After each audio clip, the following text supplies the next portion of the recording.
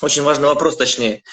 А, Я заметил со стороны, как в последнее время происходят некоторые споры относительно юртовских нугаев здесь, в Астрахани.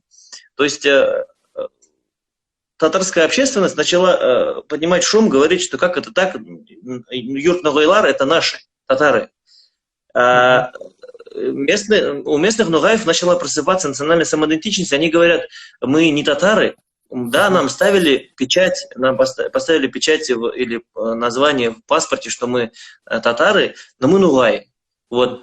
Как вот ты сам считаешь, ты не татарин, не нугай, ты со стороны, с исторической точки зрения, ты как считаешь, юртовские нугаи это татары или все-таки нугаи? Я сам вопрос неправильно задал, уже сказал юртовские нугаи. Ну ты понял, да? Я понял. То есть нет, астраханские татары, так называемые, которых называют астраханскими татарами, по факту это все нагайцы.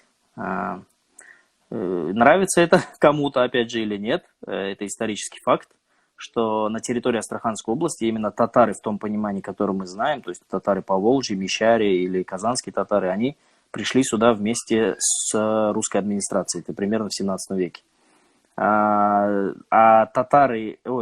Те татары астраханские, которые живут в Пашмаковке, в Трех Протоках, там Карагали, Карагаш и так далее, это нагайцы. И произошло это примерно в начале 20 века, то есть вот эта перепись.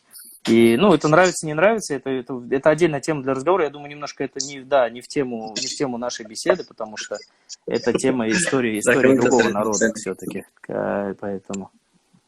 Ну да, немножко отошли от этой темы. Самое главное, момент такой мы услышали, просто это для нас родственники, для именно младшей жузы, которые проживают именно казахи в Астраханской области.